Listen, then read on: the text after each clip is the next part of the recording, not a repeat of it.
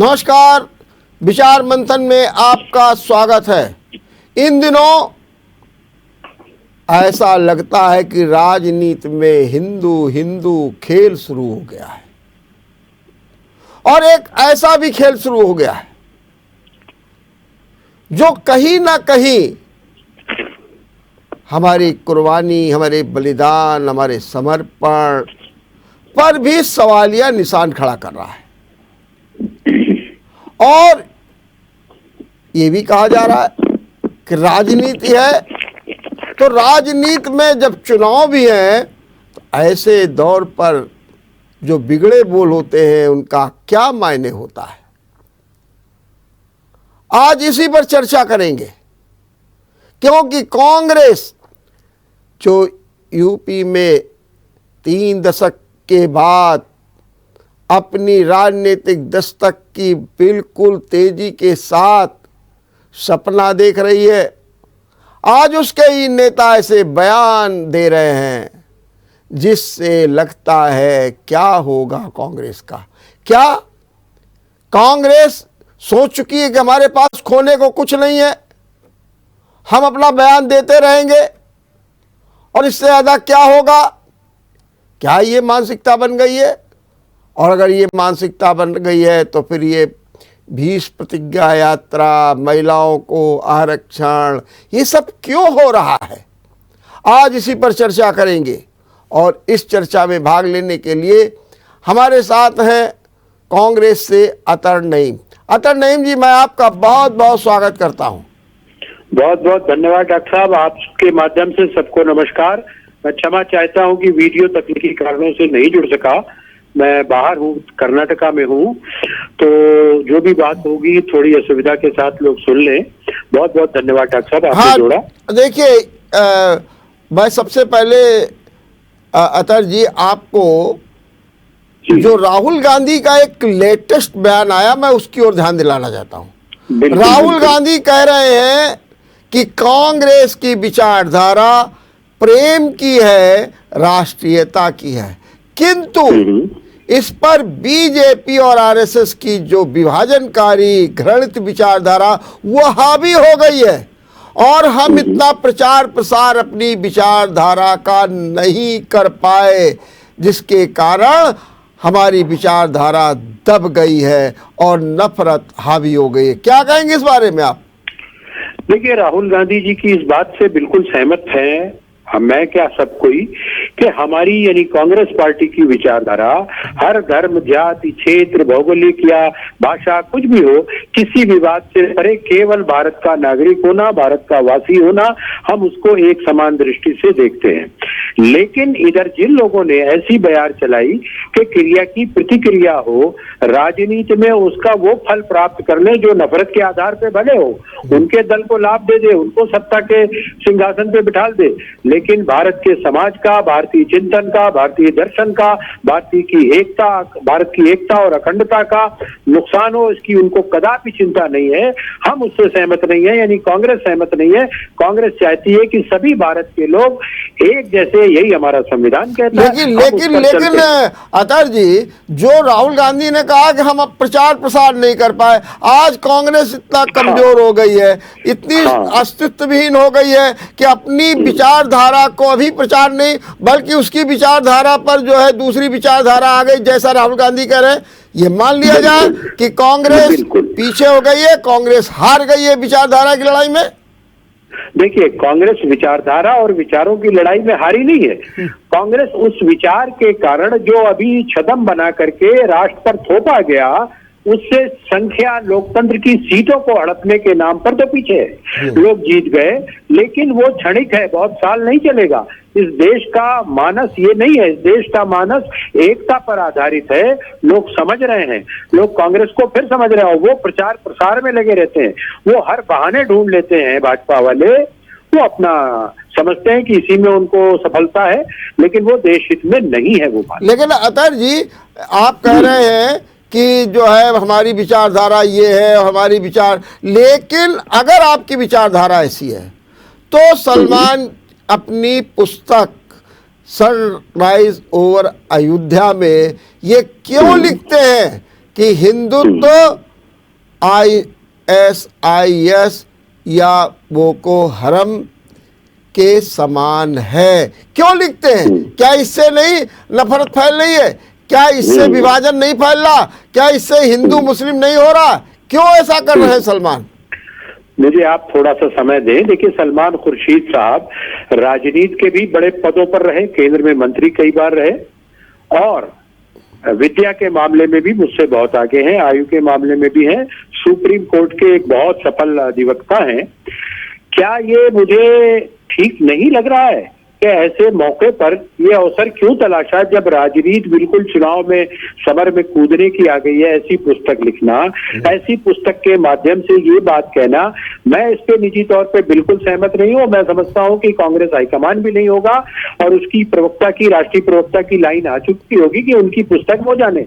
मगर ये कंडेमेबल है कि हम अपने देश में जो भी हमारा विवाद भाजपा से हो, हम कर लेंगे, सक्षम है उससे निपटने में और शास्त्रार्थ करने में और डिबेट करने में। लेकिन हम किसी विदेशी आतंकवादी संगठन, चाहे बोको हरम हो या ISI हो, अपने यहाँ के कट्टर से कट्टर मैं जोर देके कह रहा हूं, किसी भी ग्रुप को उससे क्यों जोड़ें? ये हमारे देश के लिए ठीक नहीं है।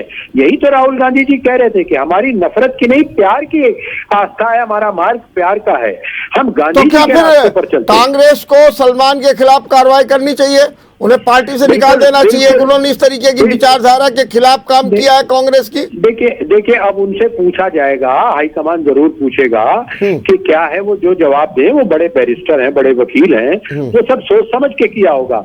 लेकिन इसमें शक की बू आती है।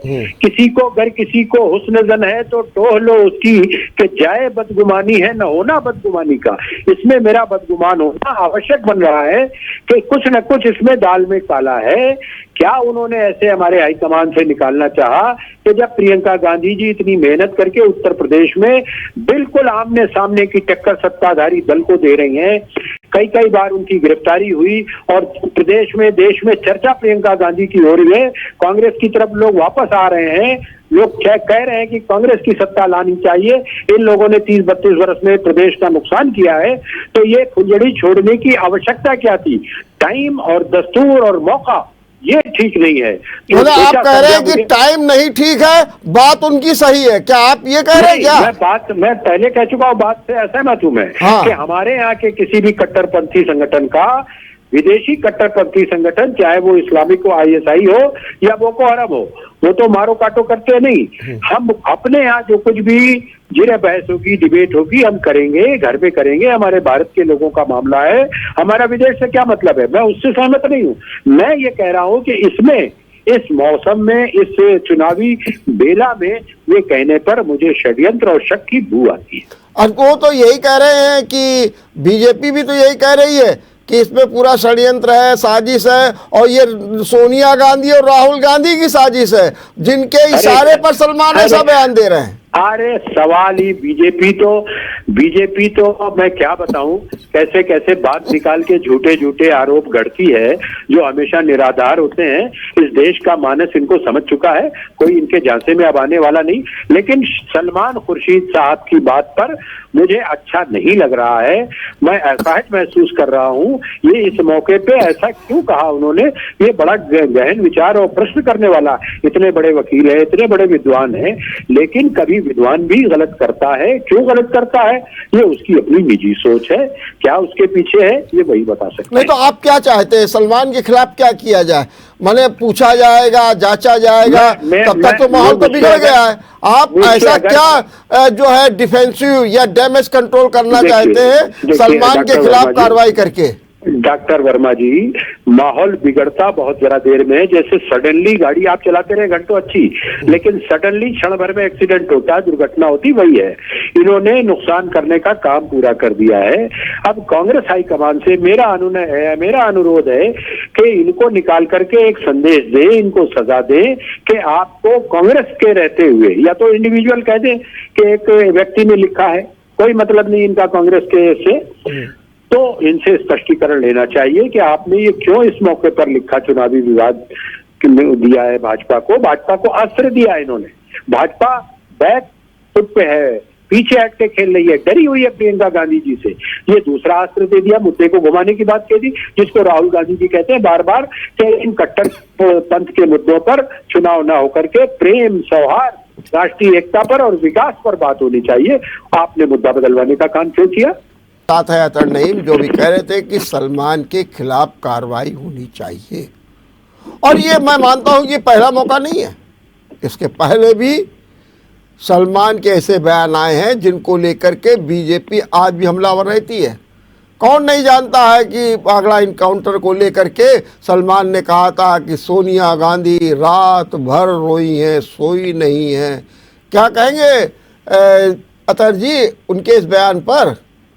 डॉक्टर वर्मा जी, आपने बिल्कुल ठीक याद किया। दिल्ली के बटला हाउस इनकाउंटर पर मैं तब भी बोल चुका हूं, सलमान खुर्शीद साहब ने मिसलीड किया था कि मीडिया को, और इनकी शरारत और षड्यंत्र को समझना चाहिए था। हाईकमान को इनको छूट दे दी गई, लिबर्टी दे दी गई। सोनिया गांधी जी, ऐसा सवाल ही नहीं है कि रोने का और ये करने का, बिल्कुल गलत बयानी थी, और इन्होंने तब भी मिसकोट किया, मिसलीड किया और भाजपा को असर दिया। भाजपा आज तक उस झूठ को चिल्लाती है, फैलाती है इनका नाम लेकर के। इसीलिए मैं कह रहा हूं कि बिल्कुल इस बार सख्ती से निपटना चाहिए। जब उत्तर प्रदेश के चुनाव में श्रीमती प्रियंका गांधी इतनी मेहनत करके भाजपा को, सत्ताधारी दल को बैकफुट पर ले आई है, ये गुब्बारे में छेद क्यों किया इन्होंने तारपीड़ो क्यों किया इन्होंने? अतर जी एक और है कि जब इनकी पुस्तक का विमोचन हो रहा था तो चिदम्बरम का भी बयान आया। उन्होंने जो अयोध्या पर सुप्रीम कोर्ट का फैसला आया उसमें बताया बड़ी कमियां हैं, और ये भी कह दिया कि जो कुछ 1992 दिसंबर को हुआ गलत था, गलत था, गलत था, और मैं 100 बार गलत कहूंगा। क्या चिदम्बरम भी उसी रास्ते पर जा रहे हैं? नहीं, ये तो कोर्ट ने भी कहा था। दोनों बिल्कुल मेरी निगाह में अलग बात है। वो कोर्ट की लैंग्वेज में बोला, और कोर्ट के बारे में किसी भी वकील को अपनी राय देने का पूरा अधिकार कानून देता है। उस रोशनी में उन्होंने कहा होगा। लेकिन सलमान खुर्शीद साहब ने ये राजनीतिक घातक हथियार दिया है भाजपा को कांग्रेस के विरुद्ध। मैं इससे बहुत असहमत हूं। अच्छा, जो गुलाम नबी आजाद ने भी ये कह दिया है कि सलमान की इस बात से मैं सहमत नहीं हूं, क्या ये माने कि कांग्रेस का एक बड़ा वर्ग जो है पूरी तरीके से सलमान के इस वर्डिक्ट को खारिज करता है? अच्छी बात है, जो खारिज करें, चाहे गुलाम नबी आजाद साहब जैसे बड़े नेता हो या मेरे जैसा छोटा अदना सा मामूली सा कार्यकर्ता, इससे कौन सहमत होगा? आपको ऐसे अवसर पर भारतीय जनता पार्टी जो घिरी हुई है कामकाज के नाम पर, जो असफलताओं से घिरी हुई है, प्रियंका गांधी जी उनको जवाब तलब कर रही है हर दिन। आपने एक अस्त्र दे दिया झूठ मूठ का, बिल्कुल वैसे ही जैसे बटला हाउस कांड में आपने झूठ बोला था। दोनों बातों को कोरिलेट करते हुए मैं कंडेम करता हूं, वो भी गलत था, ये भी गलत काम किया, झूठ बोला था तब। चलिए, एक बयान आज राशिद अल्वी का भी आ गया।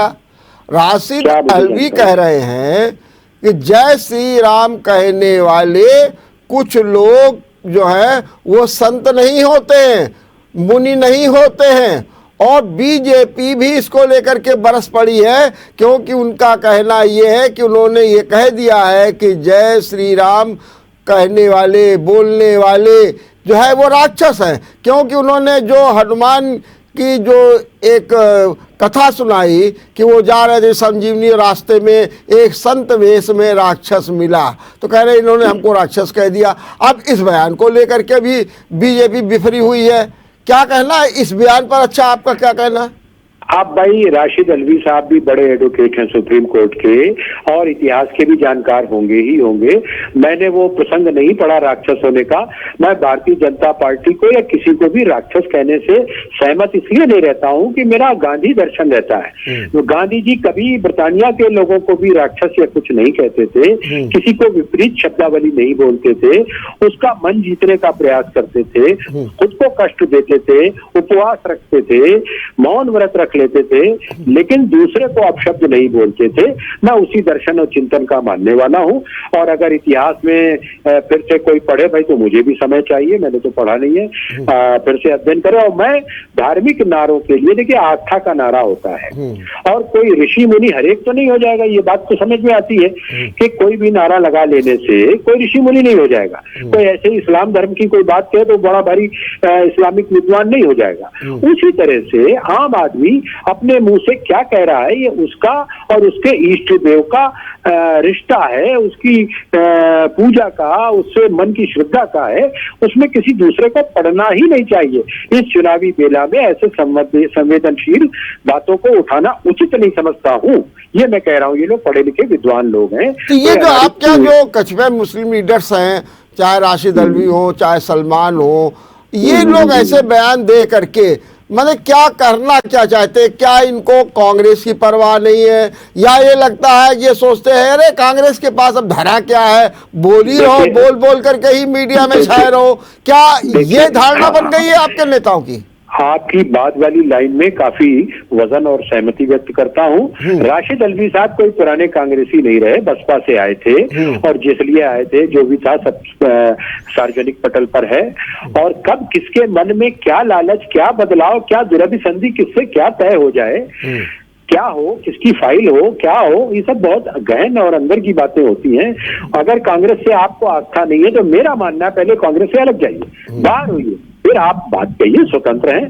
कांग्रेस में रह के करते हैं तो कांग्रेस नेतृत्व को अनुशासन की सख्त पालन कराना चाहिए और कार्रवाई करनी चाहिए। ऐसे तमाम लोगों पर एक डिसिप्लिन होना चाहिए, उसका पालन होना चाहिए। बीजेपी ने कहा है कि जो कांग्रेस है, राहुल गांधी है, इनको ना तो राम पर भरोसा है और ना हिंदू धर्म पर भरोसा है, इसीलिए ये लोग अनर्गल प्राप्त करते हैं और हिंदू धर्म की छवि को खराब करते हैं, हिंदू धर्म पर आक्रामक होकर के प्रहार करते हैं और एक विशेष संप्रदाय के हितैषी बन करके उनकी पैरवी करते हैं। उनकी बातें आपस में ही कंट्राडिक्ट कर रही हैं कि विशेष संप्रदाय के हितैषी का है कि विशेष संप्रदाय तो कांग्रेस से नाराज है। पिछले 32 वर्ष से जब ही हार हुई थी बाबरी मस्जिद का ताला खुलने का, काहे का तुष्टीकरण, जिस दिन चाहे डिबेट रख ले भाजपा का कोई बड़ा से बड़ा विद्वान, पूरे दिन के रख दे, धज्जी उड़ा के रख दूंगा, सब बात साफ कर दूंगा, कोई 1% दिखा दे तुष्टीकरण। नंबर 2, अगर वो ये कहते हैं कि इनको आस्था है कि नहीं है, ये चेक करने का अधिकार उनको किसने दिया है? वो चेक करेंगे। भारतीय जनता पार्टी वाले क्या कोविड-19 के डॉक्टर की तरह हो गए हैं? क्या RT-PCR चेक करके बता देंगे कि इसको राम पे आस्था है कि नहीं है? किसकी किस पर आस्था है ये उसका निजी मामला है। 1000 बार सुप्रीम कोर्ट भी कह चुका, भारत का संविधान भी कहता है, मर्यादा भी कहती है। ये बकवास की बातें करते हैं भाजपा वाले, ऐसे आरोप प्रत्यारोप लगाते हैं और ये वो संवेदनशील बातें उठाते हैं जिससे जनता इनके काम पर बात न करके इनके ठप्पा लगा दे। अब लोग समझने लगे हैं प्रियंका गांधी जी की मेहनत रंग ला रही है, भाजपा नीति नजर आ रही है, उसमें तारपीड़ो करने का काम हुआ है सलमान खुर्शीद साहब की तरफ से। मैं इससे असहमत हूं। उन्होंने क्यों किया, कैसे किया, इसका उन्हें ही जवाब देना चाहिए। वो बड़े वकील भी हैं, विद्वान भी हैं। क्या इस समय पर उठाना उचित था? उनकी अंतरात्मा क्या कहती है? चलिए मैं अतर जी जरा एक सवाल का जवाब, अभी आपने कहा बीजेपी कह रही है कि अब चुनाव आते हैं तो ये लोग मंदिर चल देते हैं, चंदन लगा लेते हैं और जाकर के माथा टेकते हैं। ये भी कहा सलमान ने कि जो लोग कांग्रेस में सॉफ्ट हिंदुत्व की वकालत कर रहे हैं वो गलत है, ये कांग्रेस की विचारधारा खिलाफ है। इसलिए जो सॉफ्ट हिंदुत्व की बात हो रही है या जो लोग वकालत कांग्रेस के अंदर कर रहे हैं, मैं उनका घोर विरोधी हूँ। यहाँ पर क्या कहना है? तो उनका घोर विरोधी कहा उन्होंने, तो सॉफ्ट हिंदुत्व या हार्ड हिंदुत्व उसकी व्याख्या करते और बताते कौन कर रहा है, कौन वकालत कर रहा है, नाम तो लेते। कानून जैसे सबूत मांगता है तो उनका ये बयान भी सबूत मांगता है। मैं कहता हूं नाम लेके बताएं कौन सॉफ्ट हिंदुत्व की बात कर रहा है। जैसे भारतीय जनता पार्टी का आपने बताया, उसका भी जवाब दे दूं उसमें कि वो कह रहे हैं जब चुनाव आ जाता है तो ये मंदिर जाने लगते हैं, चंदन लगा लेते हैं। ठीक, मैं बता रहा हूं जब कोई शुभ काम करने जाएगा तो जिसकी जिस पर आस्था होगी वो जाएगा, बस मस्जिद वाला मस्जिद जाएगा मांगने जाता है, मंदिर वाला मंदिर जाएगा, क्योंकि वो उस युद्ध में जा रहा है, चुनाव के उस साफ और अच्छे पवित्र काम के लिए जा रहा है, तो अपने इष्ट से मांगने जा रहा है। और वहां अगर पुजारी ने चंदन लगाया तो भारतीय जनता पार्टी का कॉपीराइट हो गया क्या, अधिकार हो गया क्या? भारतीय जनता पार्टी समझती क्या है? मंदिर उनकी जेब में रहेगा। भारतीय जनता पार्टी मर्यादा पुरुषोत्तम राम को अपने लिए राजनीतिक हथियार बना के करेंगे? सीखें। एक सवाल आखिरी में, अतर जी, आखिरी सवाल ये है कि इन दिनों जो कंगना है, जो एक्टर्स हैं, उनके बयान को लेकर के बड़ा बवाल मचा हुआ है और उन्होंने ये कहा कि जो 1947 में हमको आज़ादी मिली थी वो भीख थी, भीख कटोरा में मिली थी, असली आज़ादी तो 2014 में मिली है। इसको लेकर के वरुण गांधी समेत तमाम लोगों ने विरोध किया, बल्कि ये कहा इनकी तो पद्मश्री छीन लेनी चाहिए। इन्होंने हमारी महात्मा गांधी, रानी लक्ष्मीबाई, सावरकर, सबका बड़ा अपमान कर दिया है और कहते हैं कि कांग्रेस ऐसे मुद्दे पे चुप हो जाती है, सलमान भी चुप हो जाते हैं, तब कहाँ ये लोग रहते हैं, क्यों नहीं बोलते हैं? सर डॉक्टर वर्मा जी थोड़ा सा समय दीजिएगा, बहुत अच्छा प्रश्न है। वो अलग बात है कि किस महिला का है, कैसी महिला है, उसका अपना चरित्र मैं नहीं कहना चाहता, मैं महिलाओं का सम्मान करता हूँ। उनको पद्मश्री दिया, उनको जेड सिक्योरिटी दी, किस बल पे दिया, क्या बुलवाने के लिए दिया, वो साफ हो रहा है। अगर 1857 को प्रथम स्वतंत्रता संग्राम का युद्ध माना जाता है तो 1757 से भी, लेकिन 1857 को माना गया और वहां से लेकर 1947 तक महात्मा गांधी हो या बहुत नाम है, एक नाम उदाहरण के लिए सबसे बड़ा इसलिए लिया कि सबका अपमान किया आपने, पूरे स्वतंत्रता आंदोलन का किया, और एक ऐसी रक्कासा कर रही है, एक ऐसी नाचने वाली कर रही है जो नग्न आती है, जो शराब पीती नजर आती है, सिगरेट पीती नजर आती है, वो ऐसे संत रूपी महात्माओं और स्वतंत्रता संग्राम सेनानियों के लिए कहती है। आपने 1947 का अपमान किया है। आप ब्रिटिशर्स और जिन्ना से बढ़कर गंदी मानसिकता रखते हैं, ये बहुत निंदनीय है। आपने पूरे स्वतंत्रता संग्राम को, पूरी आजादी की लड़ाई को अपमानित किया है। भाजपा वैसे यही कहती है कि आजादी मोदी के 14 से मिली है। अरे कितनी गंदी बात करते हो। मोदी से पहले पंडित अटल बिहारी वाजपेयी जी कहाँ गए और तमाम कहाँ गए?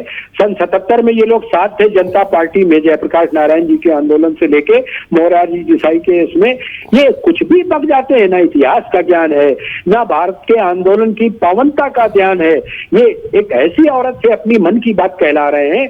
मैं मान के चल रहा हूं कि इसके पीछे भाजपा के शीर्ष नेतृत्व का इशारा है, तब उस नशेड़ी औरत ने बोला है। ठीक बात, बहुत बहुत धन्यवाद। बहुत बड़ा अपमान किया है। चलिए, बहुत बहुत धन्यवाद अतर जी।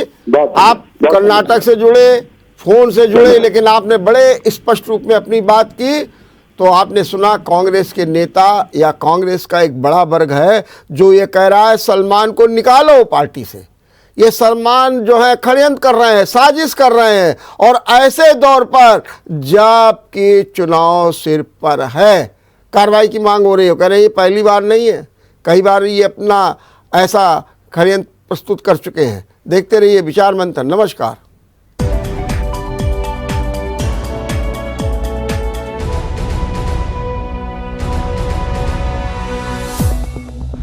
अगर आपको हमारा वीडियो पसंद आया हो तो हमें लाइक करें, सब्सक्राइब करें और ज्यादा से ज्यादा शेयर करें, और हाँ, बेल आइकॉन दबाना ना भूलें ताकि हर खबर का अपडेट आप तक पहुंचे तुरंत। आप हमें इंस्टा, ट्विटर और फेसबुक पर भी फॉलो कर सकते हैं। हमारी आईडी है @JMT News Flash।